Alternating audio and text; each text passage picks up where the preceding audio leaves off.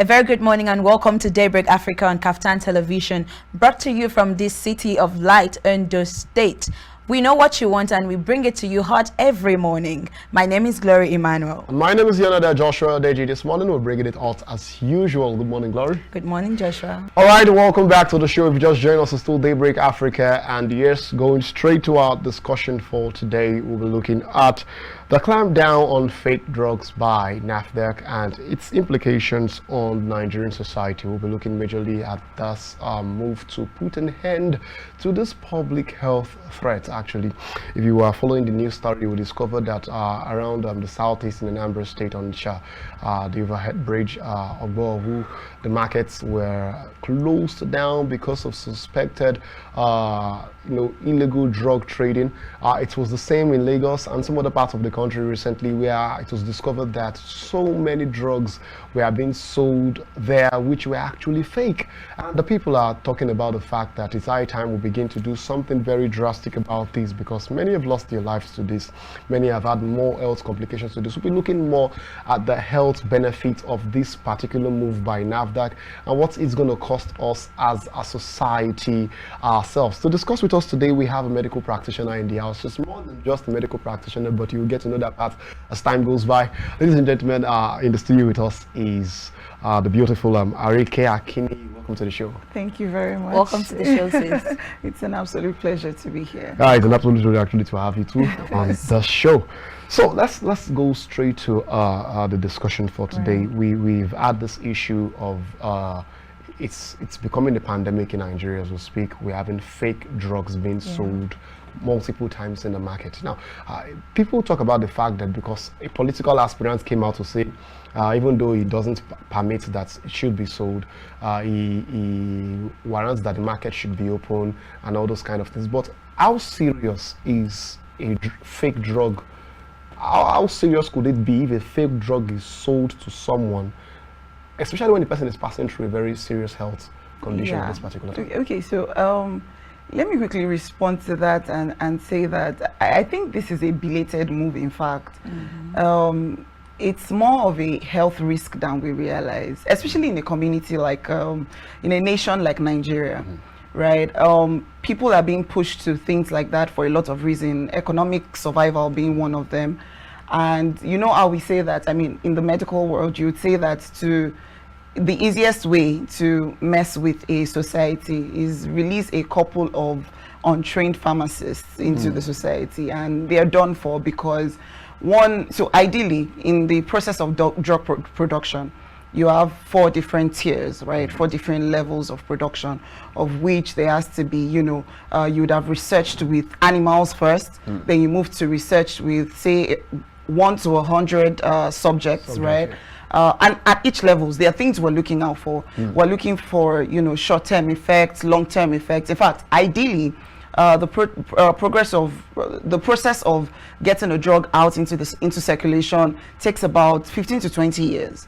But here we are with new drugs being, launched there's Artimetal manufacturing has God knows how many brands already, and you wonder just how many of these brands have gone through, the entire process of, and all of that. Unfortunately, we have a lot of Nigerians, we say that, I mean, in the medical, we say that we have a pretty low health-seeking behavior around here. So outside, I mean, in the Western world, right, someone who's getting a drug wants to know, what's the name of the drug, what's the content, this brand, is it, has it been scrutinized, like you say, and all of that. So there is it's almost like a default setting that, if I'm going to get anything, if anything is going to go into my system, even as far as what's it called, drinks, food, and all of that. I think there was a time we literally had to go into the society to let people know that, listen, when you're getting something, it's important to check the expiry date. It's important to check this. So we don't have our people being conscious of those things. So that's why it's even more dangerous, because it's one thing for it to be in the circulation. is another thing for the consumers to be checkpoints themselves. That is, I want to, you know, there are products where they have like some sort of scratch pin, where you can like confirm that, oh, okay, you know, scratch this and confirm that it is legit. I promise you, half of Nigerians don't even bother. We don't even take terms and conditions. I mean, so even the ones that are legit and make an attempt to let you know that, oh, okay, this is a way you can confirm that this is a legitimate brand, that this is a legitimate product. We don't even bother. I don't think I've ever seen, to be honest, I don't think I've ever seen anybody get a drug at a pharmacy and immediately, you know, scratch the pin to say, I want to confirm this thing is original before I pay for it or whatever, before I come. So I think we have a lot to work through, and this is probably, say, the first step in the right direction, because first off, if we're able to curb those who are putting these drugs out in the first place, then we can begin to work around getting our people sensitized. Like, this is a major, do we even, and then I think another issue, let me quickly mention, is that I think because most of these things don't cause instantaneous issues. So if you take an expired what's it called, artemether-lumefantrine combination, for instance, it's not likely that the worst that would happen is maybe you don't feel good after the 3 days, and then you probably go and get another one on top of it, right? Still not confirming whether it's legit or not. Somewhere in between that, your immune system would have set in and you will most likely be all right. So it's not like there's going to be any immediate effect. But the problem is you have organs that are working in your body that are constantly trying to detoxify these many messed up things you are you're, you know, sending in for them. And the long-term effect of that is pretty bad. It's pretty bad. So it's pretty bad. And one of the, when you were talking, one of the things that scared me the most, I remember those drugs we buy on the bus. Right, so you're one of them. I'm trying to just look at those tables and I just try to shake something. We just enter into the bus, and the next day you just see someone stand up from the moldway or something and begin to say, you see this drug, it can do all things. That is literally the worst part, where like one drug can do all things. I'm hearing it can attend to impotence. I'm hearing it can sort your chronic kidney. It can heal HIV. It can cure HIV. How? I mean, you see these things, and as a medical person, you're like, Abby, what they taught us in school is a lie. Because the processes by which these drugs work is very different. So there is almost no possibility, like it is almost impossible to say this one drug is going to work for things that are like at two extremes of the board. Like, it just doesn't make sense. But guess what? Our people buy these things. Our people buy this. In fact, in a bus, you have someone who's buying because, oh, they have back pain. You have someone who's buying because their husband is impotent. You have someone who's buying because they have bad menstrual cramps. And all of these people believe that this one thing can do everything. Can do it all. Call it system reset. Talking about the Hausa people that sell drugs on wheelbarrows, I've not actually seen people like NAFDAC per se stop them or arrest them. They are always in different junctions and nothing happens. Are they entitled to selling drugs? No, they're not. See, I tell people now, for me, I feel like even beyond medicine, doctors, nurses, I think another very important, very, very important career, profession is pharmacy. Like, it's one, for a doctor, if you get a diagnosis wrong, you're dealing with just one patient. Is you know, a sole interaction. If a pharmacist is a quack, you are part-time releasing like what, tens of hundreds, thousands of drugs into the circulation. And so ideally there should be a very strict process of, you know, getting a license to even be able to sell drugs. But guess what, let's not even go far. That is not the situation of things. I was on a rural posting just a week ago, and we went to one of these very, you know, rural settlements and all of that. Bro, the person who is the doctor in the village does not have a university degree. Whoa. And this is the doctor in the village. I'm like, wait, what? What? Genetics. You're not even sure how to respond. Like, genetics transfer. Was he born with it? Was he? Do you understand? And this is the person who, you know, takes their deliveries. This is the person, I'm telling you. So they have turned it into a skill kind of thing. Some things aren't skills. It's not about, you know, for instance now, if it's say carpentry, you can become a good carpenter watching a good carpenter. Yeah. Right?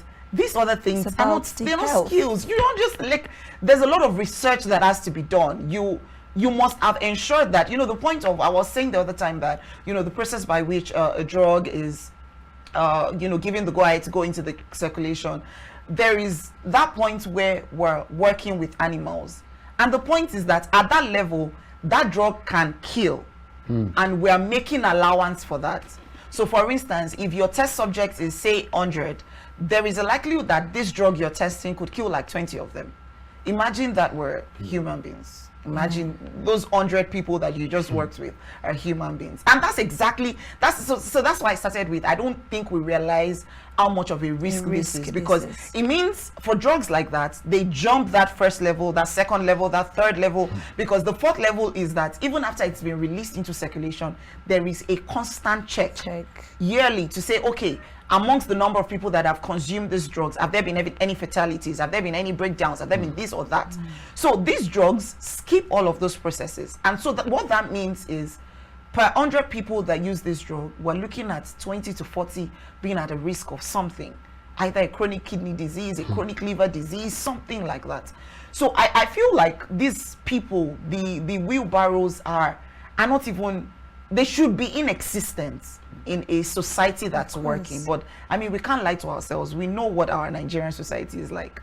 In fact, I want to believe that at the governmental level, like this move to shut down chemists and pharmacists and all of that, where they have not been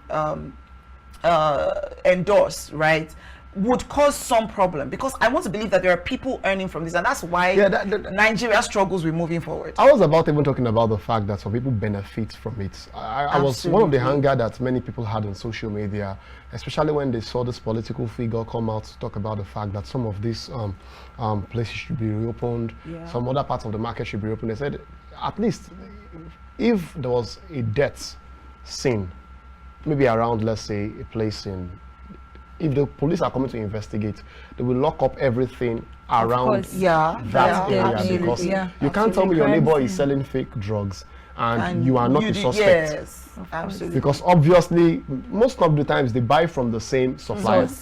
They buy from the same source. I was very shocked at the particular time my daughter was to get a cream for herself. And one of the nurses, who happens to be a friend of my wife, said, don't get from all these stores already, they are not that good stores, get from only this store. This is the only person that sells original in this town. So I'm like, so are you telling me these others are buying an iota of fake drugs in there? Now this thing is becoming something that we are not looking into in the country, and some people gave reasons like, survival. Do you think survival should be even a reason in the first instance for someone to do something put another person's life at risk? So, okay, I think, okay, so personally, I like to be realistic, You know how we often compare our system to the Western countries and all of that?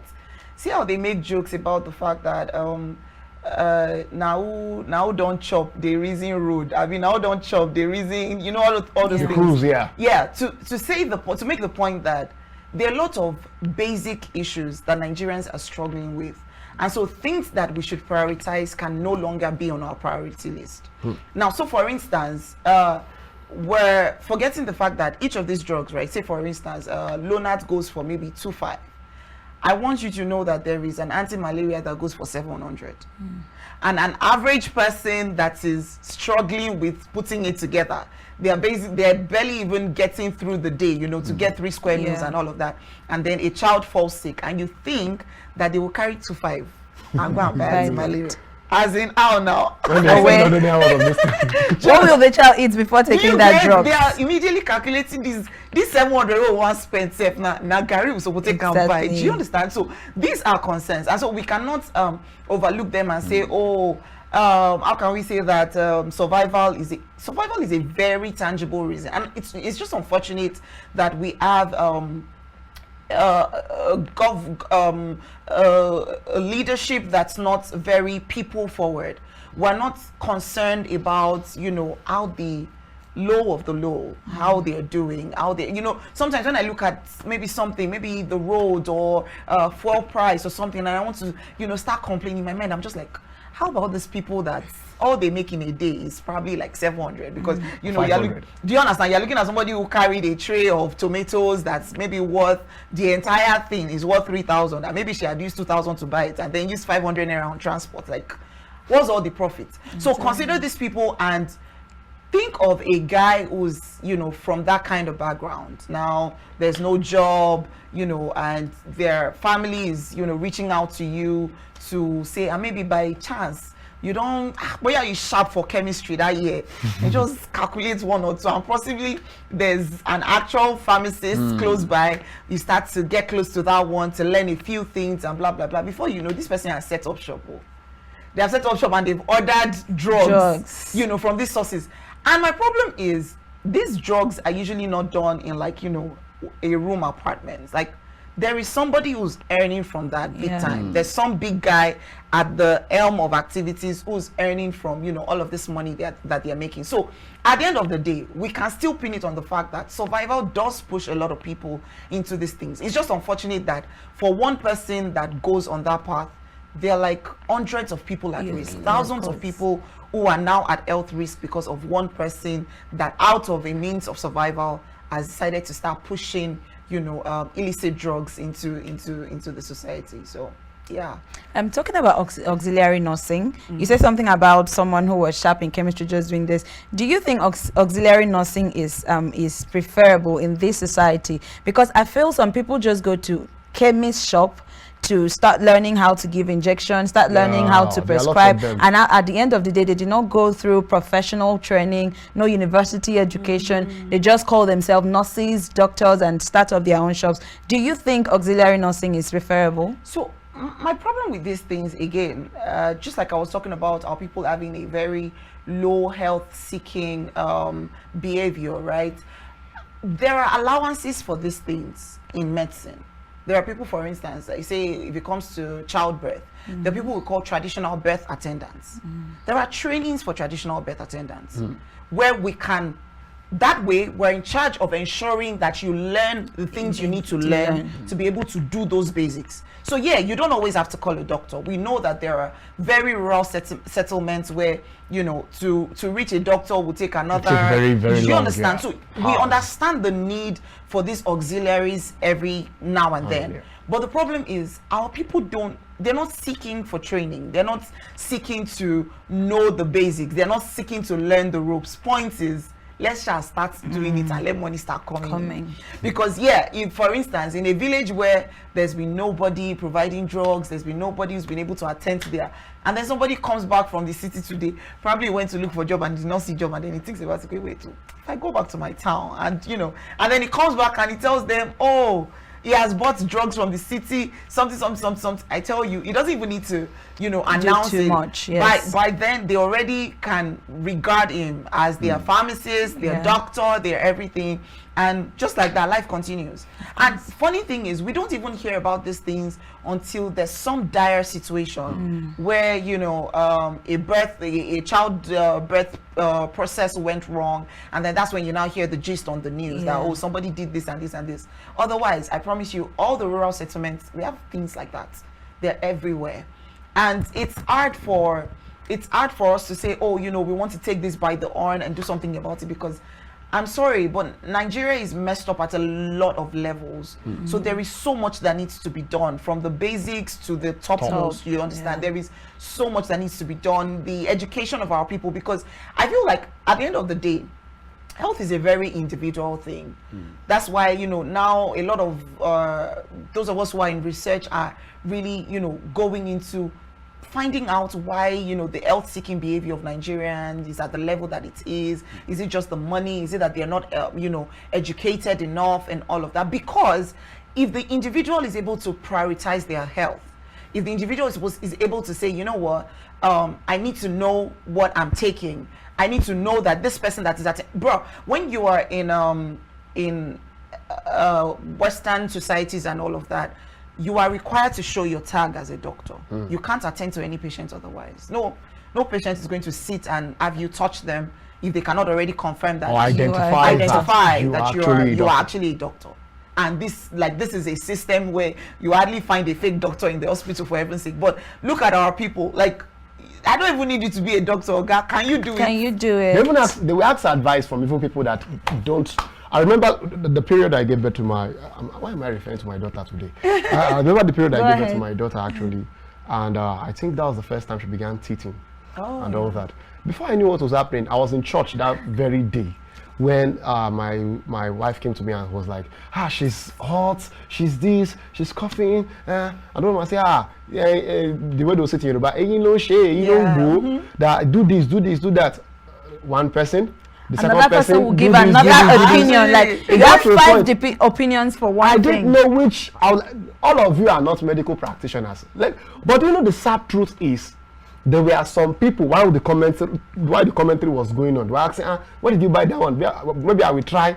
I don't know. There's this thing called trial and error. That's how people do it. So when we were talking about health-seeking behaviors, I wanted to even go a bit to that aspect, because someone said many of the times people that deceive us, we are the ones empowering them because of our own behaviors to their deception. I don't know I don't know whether from your findings you found out anything that has to do with how Nigerians seek health. So there are a couple of things that were found to be responsible for that. One is the socioeconomic status. A lot of people, out of managing, they also manage their health and the resources they put to that. So we would say that, food is drug. People, okay, so let me give you an instance. This rural posting that we did just recently, right? So one of the things we had to do was, speak to people, check the basics, basically maybe their blood pressure, their random blood glucose, all of those things. And we had a couple of drugs to give to those who needed it, maybe someone who was hypertensive or stuff like that. And we had these people fighting us. People that were well, people that we had tested, and their blood pressure was okay, you're not hypertensive, there's nothing wrong with you, you don't need drugs. And people were like, so any for logo, you will not give us drugs? I'm like, do these people understand that as doctors, we are hoping that you don't have to use so many drugs in the course of your life, because at the end of the day, it would tell on your kidneys, it would tell on your liver. So why are we excited to take drugs? And that just goes to tell you our mindset about these things. So what they're thinking is, it is free. Make her collect them first. I need them, I don't need them. Make her just collect them first.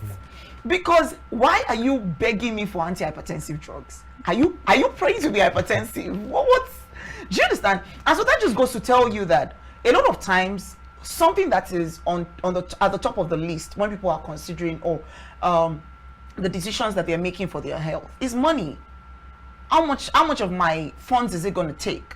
I was making the instance about how if you can get Lonat or P-Alaxine or so for 3,000 or so, and then there's an antimetal lumefantrine combo that's like 700 naira. It's cheaper. An average Nigerian, and by average, I hope you know that those who make the lower community in Nigeria, they are well above average. Way above average. So those people like that would jump on the 500. In fact, that 700 option, they will still price it to like 500. Even 350. Do you understand? So they would rather take that than go for a drug that you are sure that because some of these drugs, right? The things that we're also working on, I was listing that at every level of the drug processing, you're trying to check for various things. One of those things we check for is the level of toxicity. So we're trying to, drugs are toxic. There's no way around it, because your body would rather do with fresh things, foods, nutrients. Drug is drug, it's chemical, right? So for us, we're trying to say, how do we limit the toxicity that is being introduced to your body while it does the work that is necessary? Do you understand? Most of these other drugs, that is what they lack, right? So they just want to, as long as it can kill the malaria parasite, right? It doesn't matter how much damage it's doing to your liver. You go, they deal with that one. Do you understand? That is what they are selling for lesser. And our people will take it because, again, it costs lesser. Another thing on that list is educational status. we don't even know enough. A lot of our people, and I would refer to this rural posting a lot because I think it just opened my eyes to how these people think. We can speak like this because we're educated, and so we have a clearer idea of, you know, so when I'm talking to you about liver damage, you understand what that means. You know why you want to protect your liver. You know how much liver transplants cost. So these are all the considerations. An average woman that is trying to survive in the kilo, I mean, what's my business with liver transplant? You don't call me. Do you understand? I just want to get well now. I want my child to be well now. So if a 500 naira medicine can do that for me, rather than a 3-5 medicine, please, I would rather take that. And so there is also the effect of, you know, not being literate, not being educated about these things. And that's why we're thinking to say, okay, how about we go into the communities and actually enlighten them about these things? Let them know that beyond, you know, being able to sort whatever illness or, you know, condition that you're dealing with right now, you must be able to process what's the effect of this thing long term. Yeah. So I think those are top on the list of the reasons why our people are not natural. And again, I think maybe one other thing I should add to that list is the societal standards, right? Just like you said, around here everybody's a doctor. I mean, maybe just to follow up on the story you told, my mom told me a story about when I was much, like, I think when she literally just gave birth to me, is it like a week after or so? And, you know, I was sweating so much and all of that. I think I've always had some sort of heat intolerance since I was born, right? And so she said, oh, that day, you know, I think the day before, I think the 7th day is the naming and all of that. So I think the day before, everybody was already around and all of that, preparing for the naming. And so in the middle of, when you sweat, she's sweating a lot. Akinniyi. And she was like, somebody was like, oh, how about you just go and boil, no, you just go and peel yam. Just soak the yam in water and then use the water to bathe her. That you just need to wash off the My mom was, luckily she's in the medical line, but I'm not even sure that was what she processed at that time. In her mind, she was like, Egbami, you know, an adult is cutting yam alone, it's going to itch. Itching you. You're not saying that a newborn whose skin is barely even developed and, you know, acclimatized to the, you know, outside world and all of that. You say you should go and carry the water, not just even drop, bathe out. And then she was like, in her mind, because apparently the person was a much older woman, you know, was one of those old women around the family and all that. She was like, yes, ma, no problem, I will do it at night and all of that. She was like, God forbid that I do that to my child. So yeah, I think it just goes to tell you that this has always been, it has always been, you know, the way our society works. Our people are wired to find solutions on their own. And so yeah, I think that's very well. We'll be back to talk about this very pressing issue and find a way around it. But before then, we're going for Go Start. This is a program that we urge you not to miss. Economy is bad and you don't want to stay without money. So you need to listen to this program if you're not doing anything for yourself, how to make money, how to make use of your social media to make money, and every other ways to make money. Please go nowhere. We'll be back to talk about this pressing issue. But for now, enjoy Go Start. Welcome back to the show. I hope you enjoyed Go Start and I hope you're inspired to actually do something. And you see, there is always a reason for you to be inspired to do something, because I won't lie to you, if you're not very careful, you're going to still be on the other side where you will have to look for cheap means to actually take care of your health. Today we are looking majorly at this clampdown on fake drugs and all that. You know, NAFDAC's move to put an end to this public health threat. Now, Arike is still here actually discussing with us based on many of these things. So you talked about some things recently, and I'm still in awe of the place of the water, the yam water and all that, and the fact that you said Nigerians like to look for solutions to ourselves. But aside from that, I begin to discover that there is this kind of bias with Nigerians, talking about we giving many excuses for people doing the wrong. Because someone came out, when this political figure I talked about this whole thing. I remember last year too, when NAFDAC clamped down on some clubhouses in Lagos because they were selling fake drinks. Imagine buying very expensive drinks. You're using your money to kill yourself. We're using our money to kill ourselves. You know, I remember there's a particular company that sells one of the biggest drinks in the clubs in Nigeria and all that. Immediately you buy that drink, everybody knows you're the big boy. And then the company came out and said they don't produce more than 100 bottles in a year. So how and is I asked myself, over Nigeria.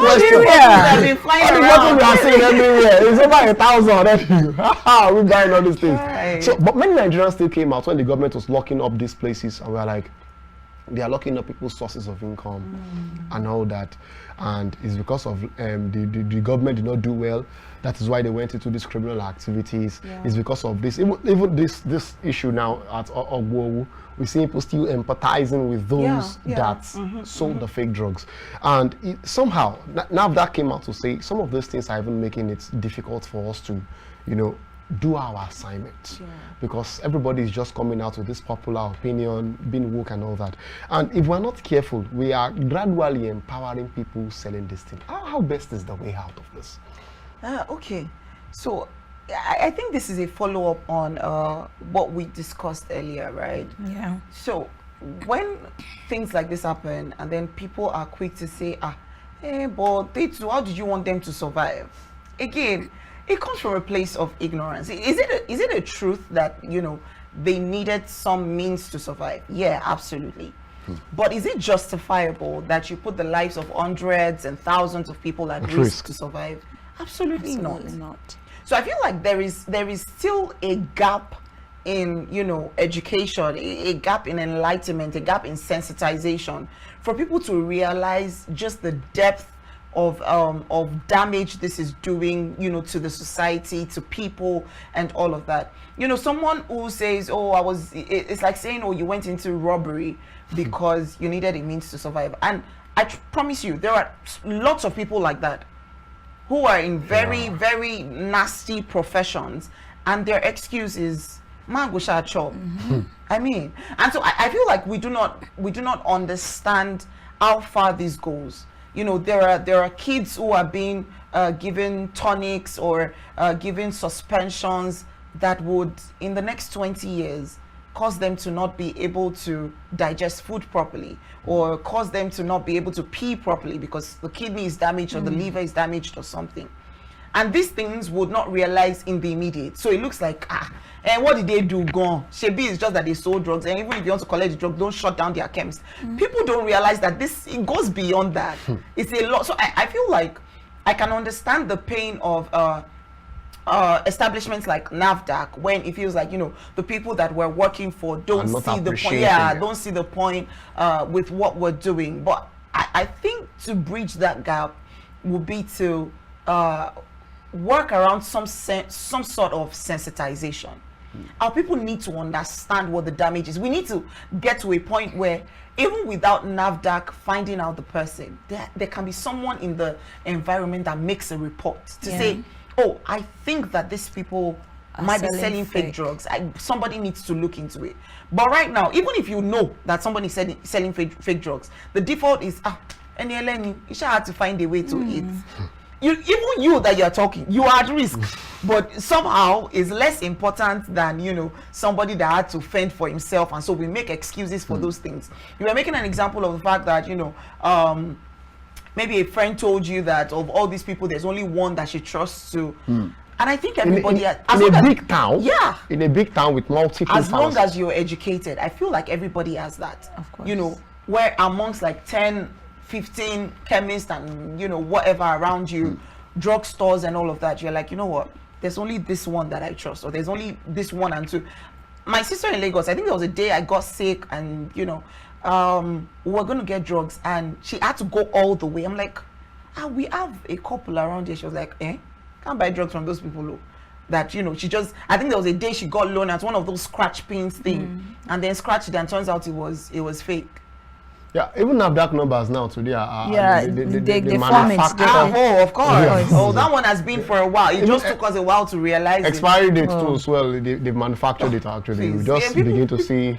People do this thing. Yeah, speaking about expiry date, there are products in the market that when it expires, especially cereals and grains, they have to cut it out from the packages and turn it into unpackaged cereals, and people are buying. And the truth is, these are expired products. How do you think people can be sensitized to stop buying all these unpacked products, calling it locally produced? It's not produced. Again, the state of our country the economic state of the country is making it very hard to get things done in nearly every sector. Because how do you talk to people? So, for instance, this so-called unpackaged product, yes, you can be sure that they'll be sold for like half the ideal price. Of course. An average person just wants to eat.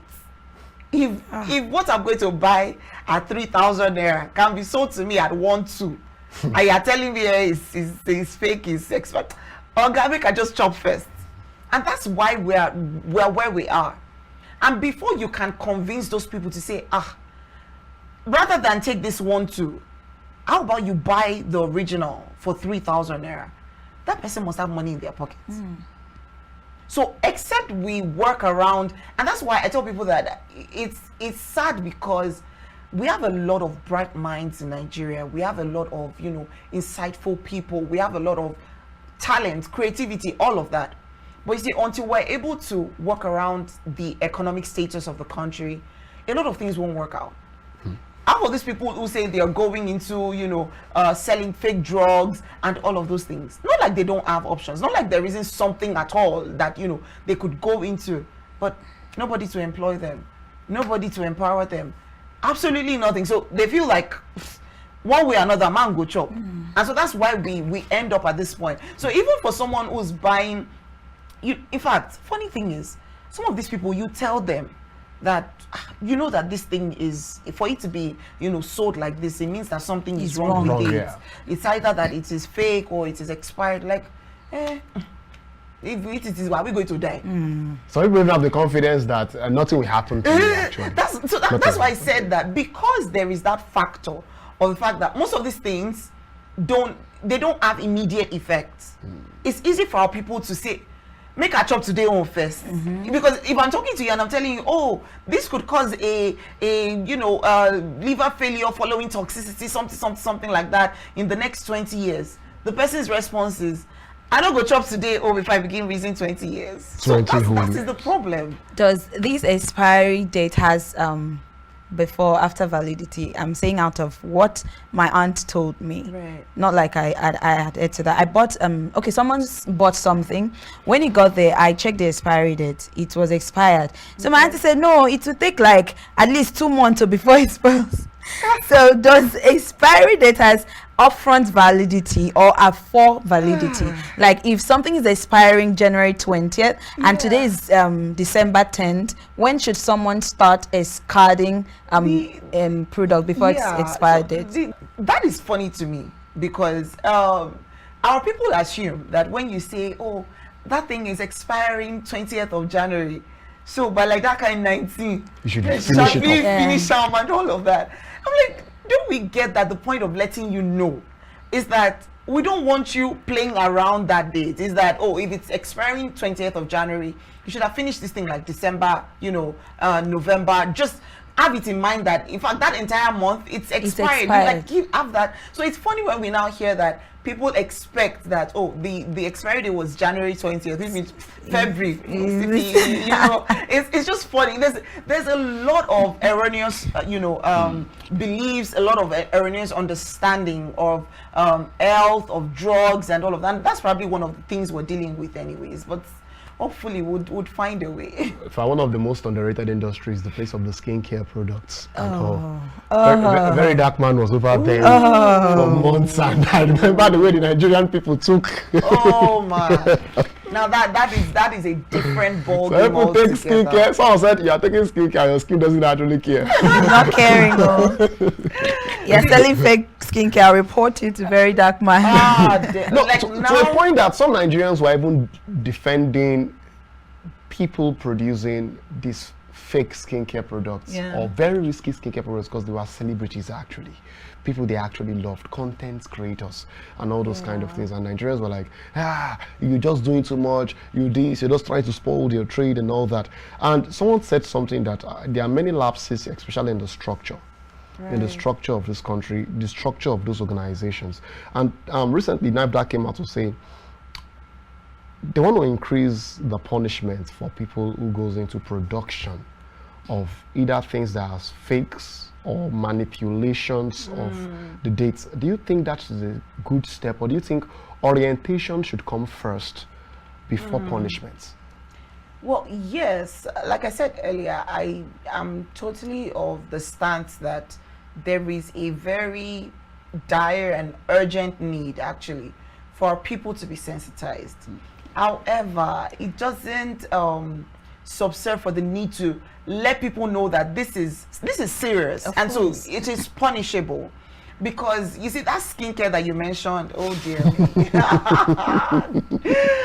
It's funny how these days anyone can come up with anything and tell you, oh, it's a special glow soap, and tell you, especially those that say herbal products, oh, it's the easiest to just mess around with. Content creators even promote those. Absolutely. Aphrodisiacs, especially. Oh, absolutely. You just come up, you see someone do one skit and say, is this thing to make you... Everyone now thinks it's, you can make a corner in your room where you do your production. I mean, you're literally just mixing stuff in bowls, and next thing you have mashed it all together and you say, oh, this is the new cream for this and this and this. And it is sad because our people will still buy. Of course. Our people will still buy. So yeah, there is an absolute need for sensitization. People need to know that these things, like, I've seen people's skins, maybe an older woman who maybe walks into a store where I'm buying stuff, and I'm just really sad for the skin. What have you done to your yourself? What have you done? And they carry on like it's nothing, because again, there is no immediate, effect of whatever it is they've done. And then years from now, this person is dealing with some sort of skin cancer or something like that, or there's just really bad degeneration or something. I'm like, you did this to yourself, sis. It's sad because you really wish that there was a way to let people know, right? For instance, if that person walked into the store and he said, ma, this thing you have done to your skin is really bad, you should not use Kiniko anymore. God help you, they don't beat you up in that store, because what is your business, right?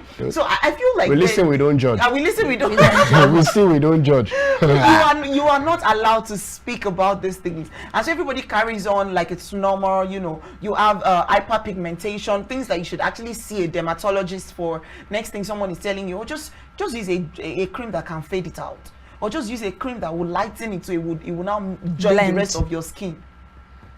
It is a condition that is causing that thing. Why do you think just cover? Because a lot of times, and that's the problem, a lot of time we treat the symptoms, not the condition. We wash outside. So there are 1,000,001 things that could cause a hyperpigmenting skin.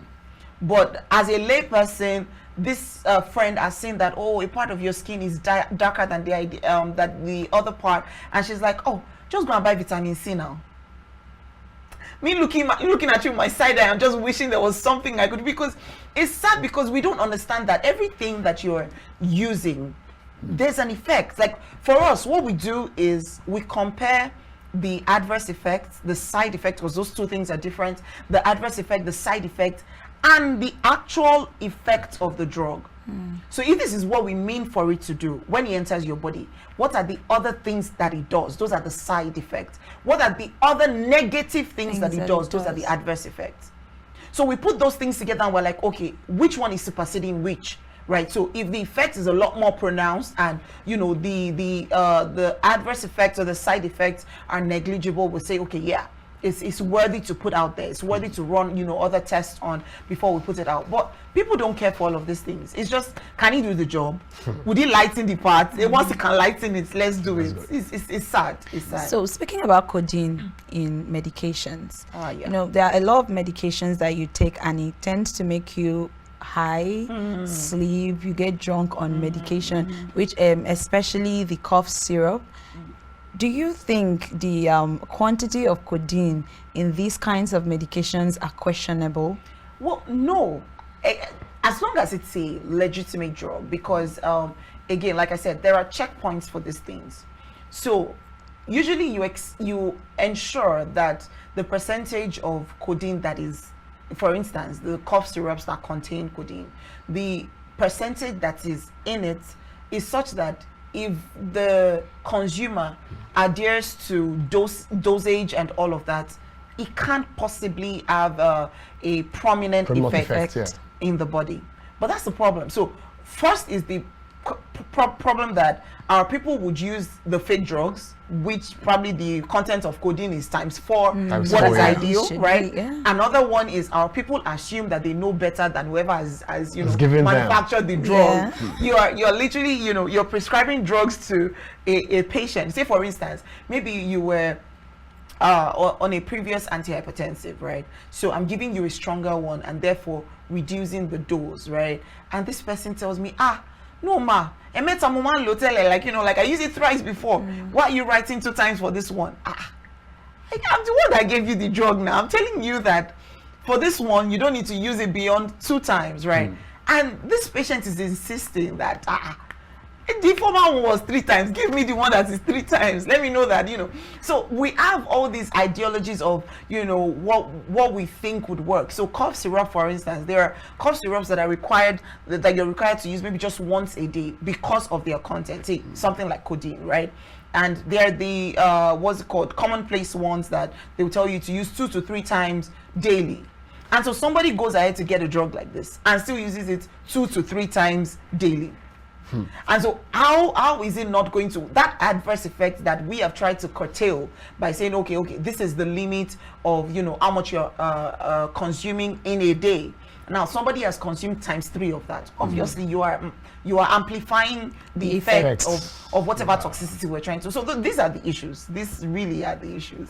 So I wish that we are more, I want to say that we're more open to learning about these things, but I think maybe first off, we need facilities put in place. We need, establishments to begin to look more into sensitizing the society. There's no point if you're pushing drugs out into the community and people don't realize that misusing it is a huge problem. Even do you understand? Even things like Biko, vitamin C, paracetamol. If our paracetamol has been realized to be one of those hepatotoxic drugs, that is, it is very damaging to your liver. So you don't want to. And we are saying people now that they give you prescription not to use 2. They'll say you can use 3. 2 no, they work for me again, no. 2 no, they work for me. Funny thing is, we're literally speaking facts without even knowing it. The problem is, the reason why 2 doesn't work for you anymore is that you have overused it. Your system has now your receptors need more to be able to respond. And that is, now somebody, before we know it, give it a few more years, it's going to be 4 that our people will keep. Unfortunately, the more you are, pushing into your system, the more damage you're doing. And we don't realize these things. I was giving an example of how people are begging for drugs and all of that.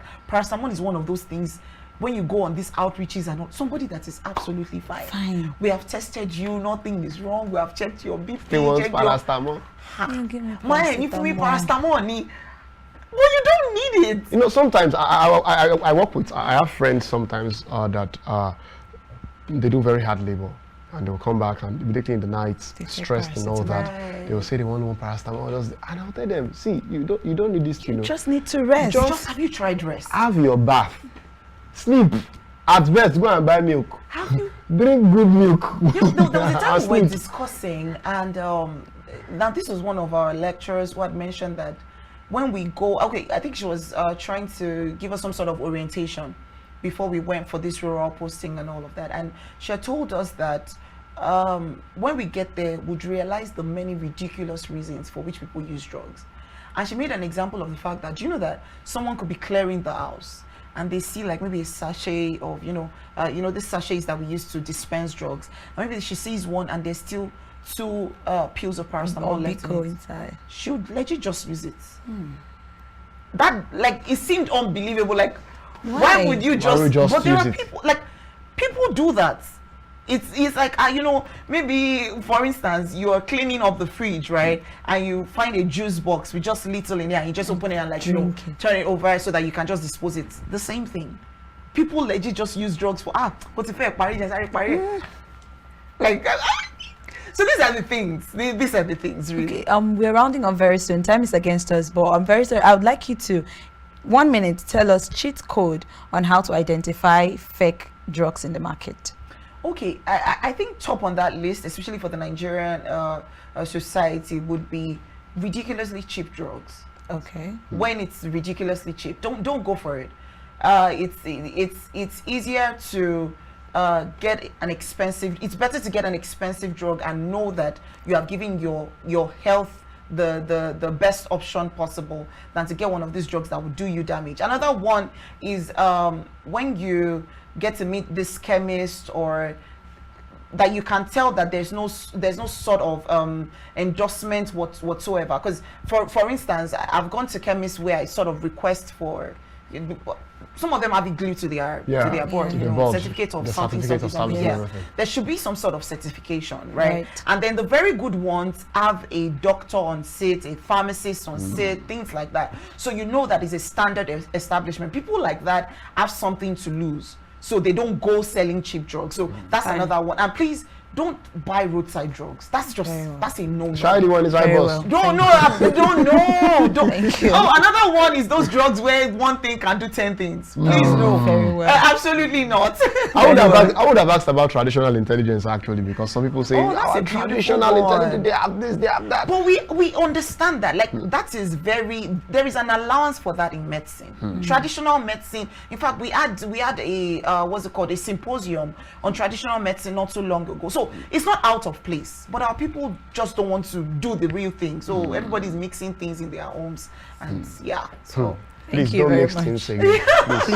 Please, for your health's sake, don't mix things. Thanks so much, Arike, for being a part of this. Thank you very much. It was nice having you. It was my absolute pleasure. Thank you very much. Joshua is already itching to go for a spot, as even though we This were discussing. one has spot my mind already. Even though we were discussing something very pressing, we did not just discuss, we preferred solution. So right now we are going for a spot.